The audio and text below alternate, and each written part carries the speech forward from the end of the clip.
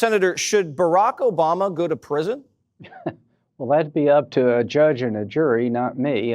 He's got to be charged first, but is there something to look at? Yes. Right now, the chief distraction fabricated by Donald Trump to try to get America to stop paying attention to his decades-long best friendship with legendary child predator Jeffrey Epstein. The new distraction is Obama created the Epstein files. Hillary Clinton was in on it too. So was James Comey. So was James Clapper and John Brennan and sleepy Joe Biden. They were all in on it. It's the most wide-ranging conspiracy the earth has ever known. I think he categorized it yesterday on True Social, or maybe the evening before, as the crime of the century. Again, this is day 5 of the Distractapalooza tour for Donald Trump and the Republican Party. And it is now migrated over to Fox News. Jesse Waters, the sausage-armed, mighty masculine man, the alpha bro. He had Lindsey Graham, another mighty alpha masculine man. And they together came to a masculine opinion. Now I'm just being a dick. About whether or not Obama should be put in prison. And while this is a distraction, absolutely, Donald Trump is a man of retribution. He is a man of revenge. He is a man of distraction. He is a man of crimes against humanity. And so who knows what he'll do.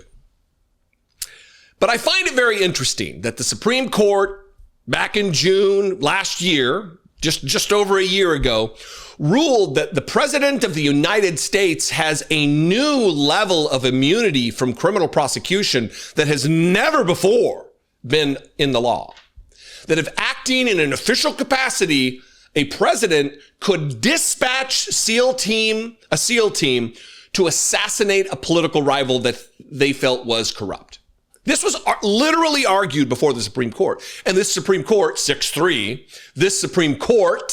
this Trump Supreme Court said, yes, Donald Trump cannot be prosecuted for any of his crimes because he was president of the United States. And apparently that makes him a king. So the right loved this ruling. They love it. They love that Donald Trump cannot be prosecuted, but they don't think that it applies to any other president. It's immunity for Trump, but no other president. So here's the clip of Jesse Waters. The first question out of his fucking mouth to Lindsey Graham is, do you think Obama should go to prison?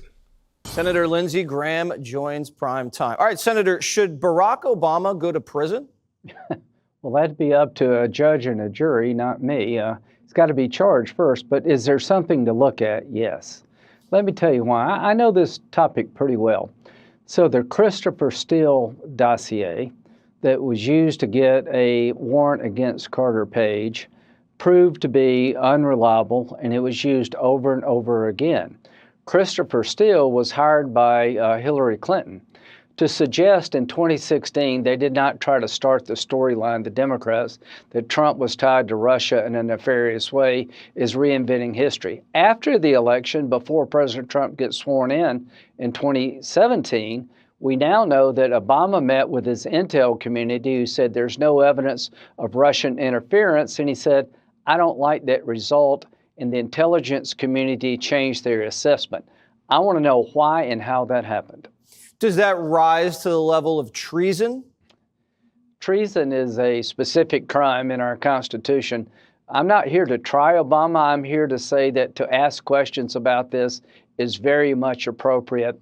One of the most important aspects of this that you need to take away is that this is absolutely just a measure of conspiracy type thinking where I'm just asking questions. Look, I'm not making accusations.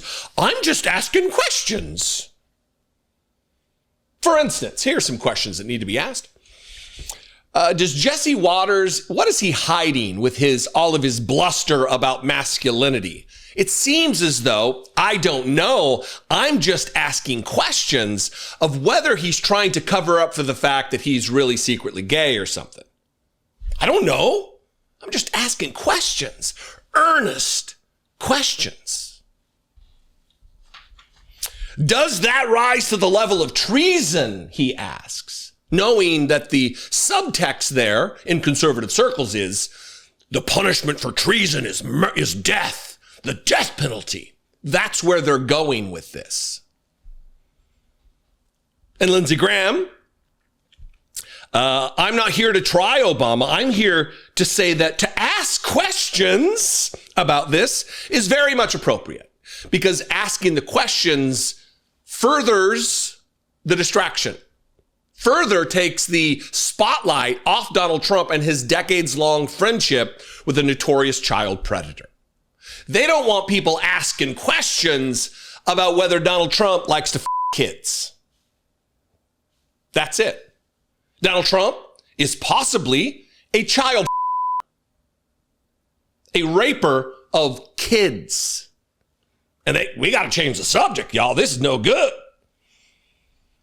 It goes further than this. It goes more damaging and dangerous than this. Former Lieutenant General Michael Flynn, the disgraced liar and conspiracy theorist, pardoned by Donald Trump for his crimes against the country, foreign agent, he is on the show of another paid Russian stooge, Benny Johnson, and they're talking about confiscating the passport of Barack Obama.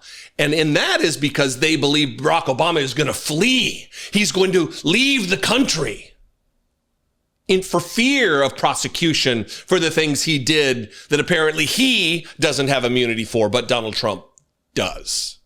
Watch this. What do you see happening next? Yeah, well, a couple of things. I have made this recommendation that I think that all of these people that are involved, starting with Obama on down, they all ought to have their passports revoked. And people need to be checking private airplanes and private airfields for anybody trying to abscond the country and get the heck out of Dodge here. So that's number one. I do think that just as was done to President Trump when they raided his home at Mar-a-Lago, because they thought that there was, and they planted evidence there in that case. But I do think that what the DOJ should be considering, if not getting ready to conduct, is a raid of Barack Obama's home up there at Kalorama in Washington, D.C., where he's been since he physically left the White House. He's been running the White House, all during the Biden regime. And I do think that there's some other places that need to be raided where there are likely, a lot of evidence, a lot of receipts, so to speak, in many of these people that are part of the Obama White House as well as the Biden White House. I mean, I just heard the great David Schoen talking about the former Deputy Attorney General Monaco, who also was the Homeland Security Advisor to Barack Obama. So that's number one. Those are things that need to be considered right now. And I was ready to wake up this morning to hear about some of these raids that should have been going on. There should, as a minimum, be a task force assembled by of federal law enforcement authorities, as well as a assigned, dedicated, prosecutor at the DOJ level, at the Attorney General level, someone who is working directly for her and for the President of the United States. This has got to happen very quickly. Odd that he named the neighborhood that Obama lives in here in D.C. or owns a home in here in D.C. I don't know how often they're there.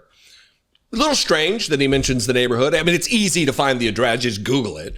But it's a little weird that he was so granular with the detail there that he wants to mention the neighborhood that has round-the-clock Secret Service protection, by the way.